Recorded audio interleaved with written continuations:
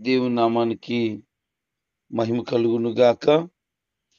ఈరోజు వాక్య ధ్యానం నిమిత్తం విలాప వాక్యములు 4వ అధ్యాయం. మనం సర్వసాధారణంగా పిల్లలను బంగారం బంగారం అని పిలుస్తాం. కొద్దిమంది భార్యలను కూడా బంగారం అని పిలుస్తూ ఉంటారు. అయితే దేవాతి దేవుడు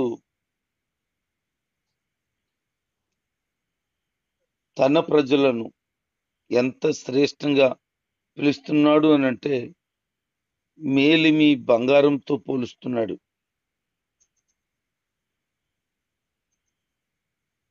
ఎందుకు బంగారంతో పోలుస్తున్నాడు అనంటే అంత శ్రేష్టమైన వారిగా దేవుడు ఎంచాడు. దేవుని యొక్క ఉద్దేశం ఏంటి అనంటే ఈ బంగారానికి ఉన్నటువంటి వైభవం, బంగారంకు ఉన్నటువంటి అందం ఎంత విశిష్టమైనదో నా ప్రజలు అలాంటి విశిష్టమైన వారు అని చెప్తున్నాడు ఆయన. అయితే ఏమైంది ఈ బంగారం? ఇంత బంగారం బంగారం బంగారంగా ఉన్నారు నా ప్రజలు అనుకునేటువంటి వారు స్థితి ఏమైంది అనంటే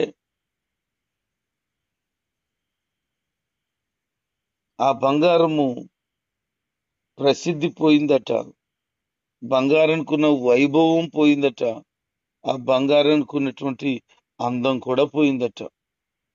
అలాగున దేవుడు ఏదైతే ఆశించాడో, ఏదైతే నా బంగారం అని అనుకున్నాడో అది కోల్పోయిన స్థితి యెరూషలేముకి కలిగింది. దేవుని యొక్క ఉద్దేశం ఏంటి? యెరూషలేము పట్ల దేవుడు నిర్ణయాలు ఎలా ఉన్నాయి? ఆయన ప్రజలమైన మన మీద ఆయన నిర్ణయాలు ఎలా ఉన్నాయి? యెరూషలేము ప్రజలు ఎలాగైపోయారు? ఎందుకైపోయారు? ఏమైంది వాళ్ళకి? నాశనానికి ఒడిగొట్టుకోవలసిన కర్మ ఎందుకు వచ్చింది వాళ్ళకి? వారి జీవితంలో ఎన్నడూ అనుభవించని బహు భయంకరమైన పరిస్థితులు అనుభవిస్తున్నారు. ఎందుకు అనే ఒక బాధతో ఈ అధ్యాయాన్ని ప్రవక్త రాశాడు. ఒకప్పుడు వీళ్ళు మేలిమి బంగారంతో పోల్చదగిన వారుగా ఉన్నా ఆ గొప్పతనాన్ని వాళ్ళు కోల్పోయారు. వారి యొక్క దుస్థితి ఎంత ఘోరంగా మారిపోయిందనంటే నక్కలు పిల్లలకి చాలా ప్రేమగా పాలిస్తాయి, కానీ నిప్పుకోళ్ళు మాత్రం అస్సలు పిల్లల్ని పట్టించుకోవు. అలాగున యెరూషలేములో ఉన్న ప్రజలు ఉన్నారు అంటున్నాడు. నిప్పుకోడి యొక్క గుణగణాలు ఏంటి అని అంటే యోబు గ్రంథం 39వ అధ్యాయము 13 నుంచి 17 వచనాలు చదివితే దాని గురించి అక్కడ కొంచెం వివరం రాయబడింది. అది సంతోషంగా రెక్కలు ఆడిస్తుందట. దానికున్న రెక్కలు చాలా బాగా ఉంటాయట.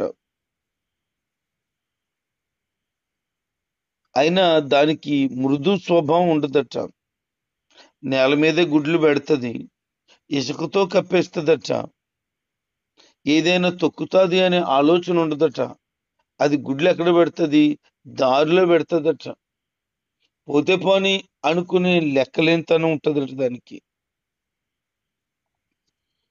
అలాగున ఈ నిప్పుకొడు ఉంది.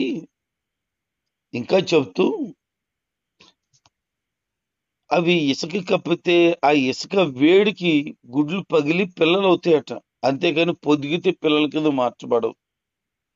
ఆ తర్వాత పిల్లలు మా అమ్మ కదా అని వస్తే ఇదట తన పిల్లలే కాదు అన్నట్లుగా వాటిని పొడి చేసి వాటిని ఇబ్బంది పెట్టేసి నా దగ్గర రాకండి అంటదట.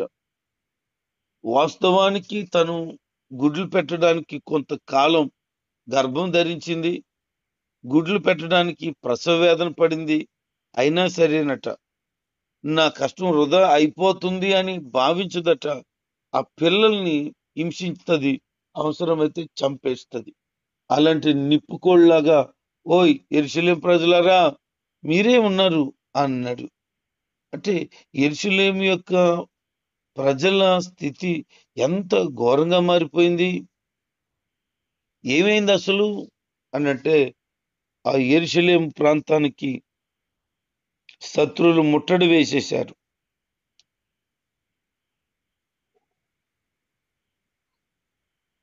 దాని కారణాన కరువు ఏర్పడింది. సంవత్సరన్నర కాలం పాటు ఈ ముట్టడి ఉండడం వల్ల తినడానికి ఆహారం లేక, తాగడానికి నీళ్లు లేక భయంకరమైన పరిస్థితి అయిపోయింది. పిల్లలు అంటున్నారట, నాలుకంటిపోతుంది, అన్నం అన్నం అని అడుగుతున్నారట. అంత భయంకరమైన పరిస్థితికి వెళ్ళిపోయారు. వారి శరీరాలు ఎముకలకు అంటిపోయినట్లుగా అయిపోయారట. డబ్బులున్న వాళ్ళు, రాజరికాన్ని చక్కబెట్టే వాళ్ళు కూడా తప్పించుకోకుండా ఆ కరువులో చిక్కడిపోయారు. కరువు వలన ముఖాలన్నీ మాడిపోయి, వాడిపోయి, ఎండిపోయిన పరిస్థితిలో అయిపోయారు. ఒక వ్యక్తి చనిపోయాడు అనంటే దానికి ఏదో కారణం ఉంటది. హఠాత్తుగా ఎందుకు చచ్చిపోయాడు? హార్ట్ అటాకా, లేకపోతే తనకు తాను చచ్చిపోయాడా, ఎవరన్నా చంపేశారా అని రకరకాలైనటువంటి ప్రశ్నలు వాటిల్లుతాయి. కారణం లేకుండా ఏ వ్యక్తి చనిపోడు. సహజమైన మరణం ఉంటది. ఆ సహజమైన మరణం కూడా ఇదిగో 4 రోజులు మంచాన ఉన్నాడనో, 4 రోజులు హాస్పిటల్లో ఉన్నాడనో, ఏదో ఒక సందర్భం మరణానికి ముందు జరుగుతుంది.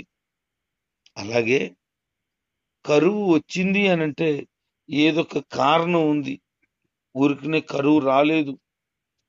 కరువు వచ్చిందనంటే దేవుడు సెలవిస్తేనే కరువు వస్తుంది. ఈరోజు మీ ఇంట్లో ఏదైనా కరువు ఉందా? ఇబ్బంది పడిపోతున్నావా? అయితే దాని విషయమై దేవుని సెలవయింది. నువ్వు కరువుతో బాధపడడం కాదు, నువ్వు కరువులో నుంచి ముందుకి సాగడం దేవునికి చిత్తమైంది. చాలా నలిగిపోతున్నాను, చాలా ఇబ్బంది అయిపోతుంది, ఏం చేయాలో అర్థం కావటం లేదు, ఏ పూట కాపూట అన్నట్టు బహుభయంకరంగా ఉంది అని అనుకున్న దేవుడు ఏదో నీ జీవితంలో కార్యాన్ని చేయబోతున్నాడు. కొన్ని పాఠాలను నీకు నేర్పించాలనుకుంటున్నాడు. కొన్ని అనుభవాల్లో నిన్ను ముందుకి సాగించాలనుకుంటున్నాడు. అందుకే అలాగ నడిపిస్తున్నాడు గాని ఊరికనే కాదు. ఒకవేళ ఈ స్థితికి కారణం దైవ చిత్తం కాకపోతే ఏమై ఉంటది? ఈ యెరూషలేము ప్రజలు ఇలాగున కరువుతో ఉండడానికి గల కారణాన్ని చెబుతున్నాడు. ఏంటంటే, ప్రవక్తలు చేసిన పాపం, యాజకులు చేసినటువంటి దౌర్భాగ్యమైన స్థితి. ప్రవక్తలంటే ఎవరు? నిజమైన దేవుని ప్రవక్తలు కాదు వాళ్ళు. వాళ్ళు కొంతమంది అబద్ధ ప్రవక్తలను పెట్టుకున్నారు. వాళ్ళ స్వార్థానికి బోధించారు. వాళ్ళ స్వార్థానికి ప్రజలను మభ్యపెట్టేశారు. అందుకే ఆ మాటలు విన్న వారి వలన వారికి కీడు, నాశనం, నష్టం వచ్చేసింది.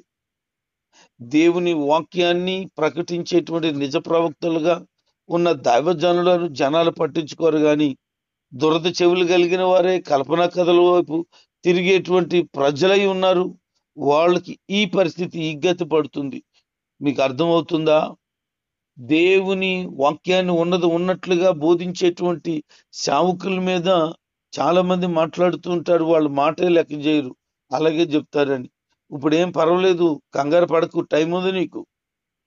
ఇప్పుడు నిజంగా దేవుని వాక్యాన్ని ప్రకటించేటువంటి సేవకులు, అది కూడా నిఖర్చిగా ప్రకటించే సేవకులు కొద్దిమంది అయితే, ఆ బోధించేటువంటి బోధలు వింటున్న వారు కొద్దిమంది బాధపడేవారుగా కూడా ఉంటారు.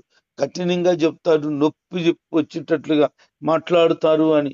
వాక్యంలో నుంచి మాట్లాడకుండా వ్యక్తిగతమైన టార్గెట్ చేసి మాట్లాడితే తప్పు, కానీ వాక్యంలో నుంచి నొప్పించేలాగా మాట్లాడితే అది పశ్చాత్తాపానికే, మారు మనసుకే జరుగుతుంది. కానీ ఈరోజు ప్రజలు ఎలా ఉన్నారు అని అంటే, అలాంటి బోధలు వినేవాళ్ళుగా లేరు. నువ్వెంత గొప్ప, మీ తాత ఎంత గొప్ప, వాళ్ళ తాత ఎంత గొప్ప అని గొప్పలు బడాయిలు చెప్పుకునే ఉద్దేశంతో ఉన్నారు. ఒకవేళ అలా గనక ఈ పొగడ్తలు లేకపోతే చాలా చాలా చాలా ఫీల్ అయిపోతారు. మరి ఏం పట్టుకుపోతారో ఏటో వాళ్ళ ఉద్దేశాలు అర్థం కావు. ఈ ప్రవక్తలు అబద్ధ ప్రవక్తలు. వారు క్షేమం లేని సమయంలో కూడా మీకు క్షేమం కలుగుతుందని, నష్టం రాబోతుంటే మీరు ఎందుకు నష్టపోతారు, మీరు దేవుని పిల్లలని, మీరు జీవితంలో కష్టాలు అనుభవించబోతున్నారు అని తెలిసి కూడా వాళ్ళు మీరు కష్టాలు అనుభవించరు, అంతా మీకు సుఖమేనని చెప్పిన అబద్ధాలు విన్నారు. యాజకులు దేవుని సన్నిధిలో దేవుని కొరకు బలి అర్పించవలసిన వారు కూడా యాజక ధర్మాన్ని మరిచారు. సోమరులై తిండిబోతులై బ్రతికారు. అందుకనే ఈ ప్రజలు నాశనం అయిపోవటానికి, ఈ భయంకరమైన కరువుకు కారణమైపోయింది. ఒక్కరి వలన ఎంతో నష్టం కలుగుతుంది.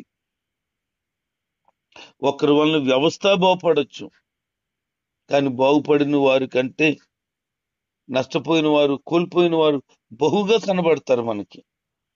యెరూషలేము ప్రజలకు దేవుడు కరువును పంపిస్తే ఆ కరువులో దేవుని గొప్పతనాన్ని, దేవుని విలువను తెలుసుకుని మసులుకోవలసిన వారుగా ఉన్నారు. కానీ వాళ్ళు ఎలా ఉన్నారు అని అంటే,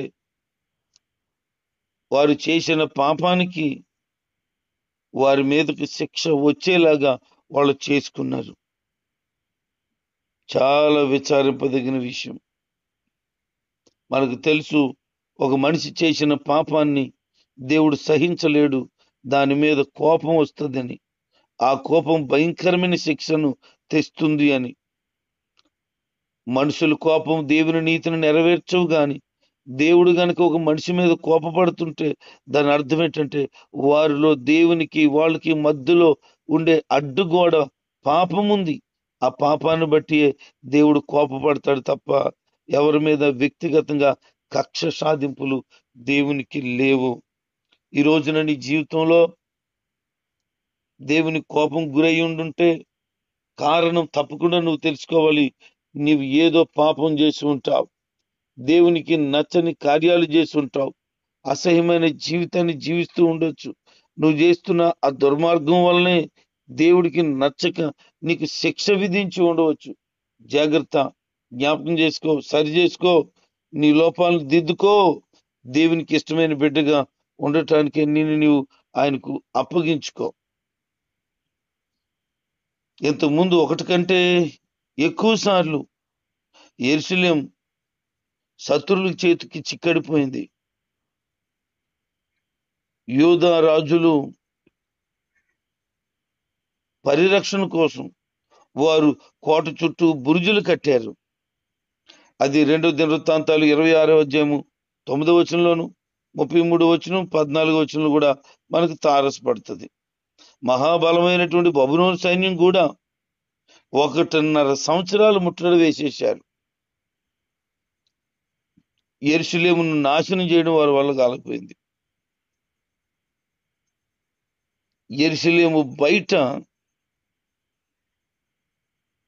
సన్హెరీబు సైన్యం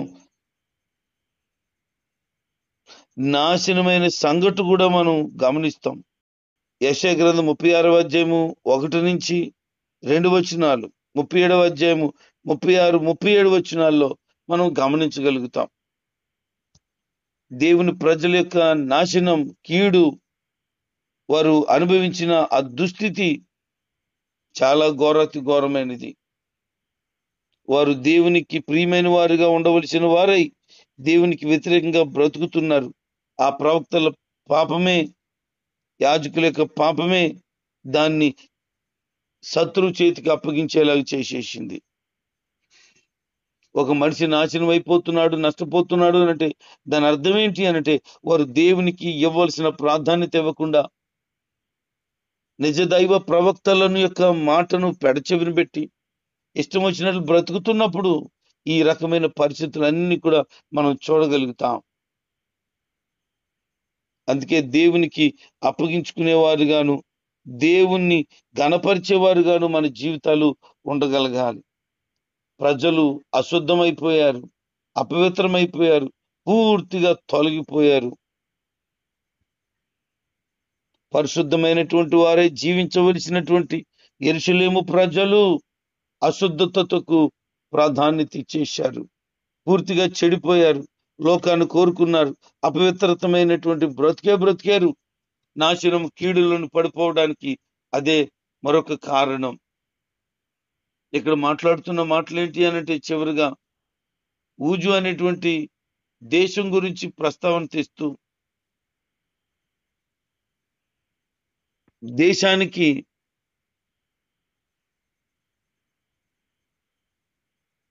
రాబోతున్నటువంటి ఆ శిక్ష ఇక మీదటి నుంచి ఆగిపోయింది. ఇక మీదట మీరు కంగారు పడొద్దు, ఇక మీదట బెంగ పెట్టుకోవద్దు, ఇక మీదట ఆందోళన చెందవద్దు, ధైర్యంగా ఉండండి. ఎందుకు అనంటే మీ పరిస్థితులు అన్ని కూడా మారబోతున్నాయి. ఇప్పటి వరకు ఒక ఘోరాతి ఘోరమైన దుస్థితి, కరువు, శత్రు చేతిలో మగ్గిపోయిన పరిస్థితి, బబులోనుకు వెళ్ళిపోయిన ఆ చెర అనుభవాలు, ఇవన్నీ కూడా ఊజు దేశంలో నివసించినటువంటి ఎదోం అనగా యాషావు యొక్క జీవితం సంతోషించి ఉత్సహించిందట. అలాగున మీ జీవితాలు మరలా ఉండబోతున్నాయి. మీ మీద పడినటువంటి దోష సంబంధమైన శిక్ష ఇక సమాప్తమైపోయింది. మీరు అనుభవించే పరిస్థితి అంతా కూడా మార్పులోనికి రాబోతుంది అని తన ప్రజలైన యెరూషలేము ప్రజల కొరకు దేవుడు మాట్లాడుతున్న మాటలు అవి. వారు చేసినటువంటి పనులకు ఎవరు ఎలాంటిగా వారైనను బలి అయిపోయిన సందర్భమే. కానీ నేటి దినాన ఆ పరిస్థితులన్నీ మారిపోతూ ఉన్నాయని చెప్తున్నాడు. మనం కూడా వాక్యాన్ని బట్టి నమ్ముదాం.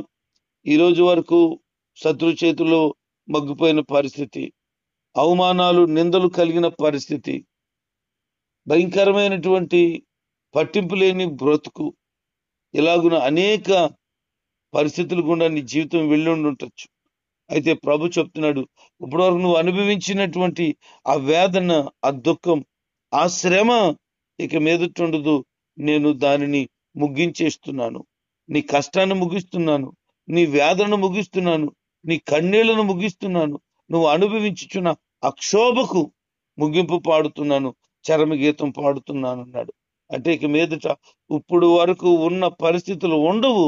ఇక మీదట నూతనమైన ఆనందం, సమాధానం, సంతోషం, ఉత్సహించేటువంటి పరిస్థితులు దేవుడు నీకు అనుగ్రహించబోతున్నాడు. అందుకనే విశ్వాసంతో దేవునిలో ఉండి దేవుని కొరకై ఒక నమ్మకమైన బిడ్డగా బ్రతకటానికై ఇష్టపడు. నీ దుఃఖ దినములు సమాప్తములు అయినవి. ప్రభు త్వరగా రాబోతున్నాడు. విశ్వాసంతో ఉండండి. ఆయన రాకడకు సిద్ధపడండి. ఈ లోకాన్ని కోరుకండి, దేవుని కోరుకుంటూ దేవునిలో సాగండి. దేవుడు నిత్యముగా మిమ్మలను, మీ కుటుంబములను బహుగా దీవించును గాక. ఆమేన్.